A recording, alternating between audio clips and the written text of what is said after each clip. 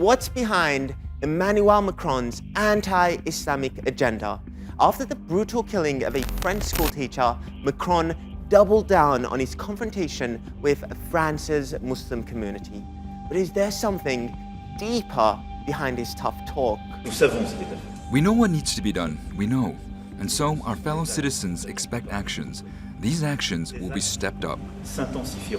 His actions, the closing of mosques and a wave of arrests. But let's go back to how this latest flare-up began. An 18-year-old Chechen refugee killed schoolteacher Samuel Paty after he showed students caricatures of the Prophet Muhammad in his class. And then, on October 29, there was another brutal attack in Nice that left 3 people dead. All the killings were universally condemned. 3 people have been killed in a knife attack in the French city of Nice. It happened near a church, and the mayor of Nice has said that everything suggests it was a terrorist attack. Streets closed, swarming with police and paramedics. The stunned aftermath of France's latest horrific attack. Paty's murder set off a chain reaction all over France. NGOs fighting Islamophobia have been dissolved and were called enemies of the state by the Interior Minister. A mosque outside Paris was closed and more than 200 people who were identified as being radicals will be expelled from the country. All increased tensions between France and its large Muslim community, who called the crackdown an overreaction. What is the main objective of a terrorist organization? It's to make us lose our values. All these values are under threat of being violated now, so the government is falling into the trap it was presented with.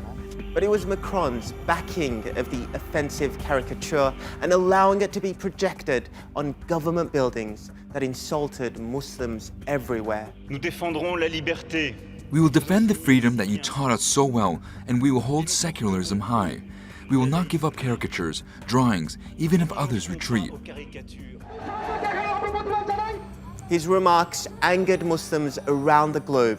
The hashtag Boycott France has been trending in the Middle East, where consumers are shunning all things French. And Turkish President Recep Tayyip Erdogan directly addressed his French counterpart. We ask those who try to cover up their failures in internal politics by using hostility towards Muslims and Turks to take their dirty hands away from our sacred values. A lot of this hostility started earlier this month when Macron pledged to fight what he called Islamist separatism. For many, the French president's fury is no longer just targeted at extremism.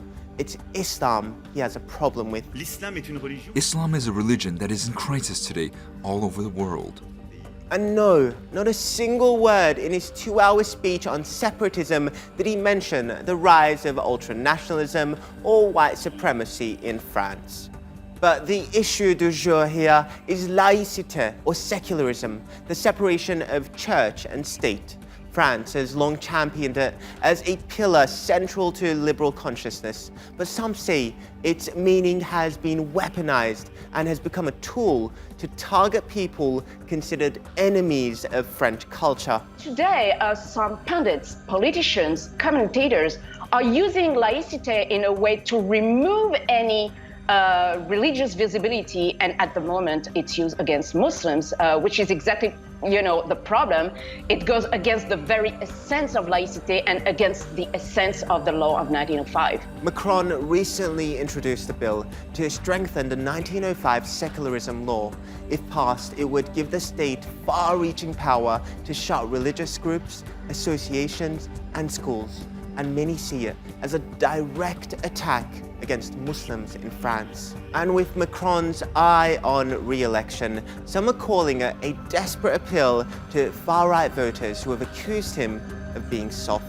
That Macron is trying to impress their notoriously Islamophobic, racist, and indeed anti-Semitic voters by bringing in this raft of legislation.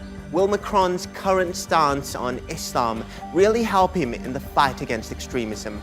Or does he care more about winning the next elections at the expense of Muslims?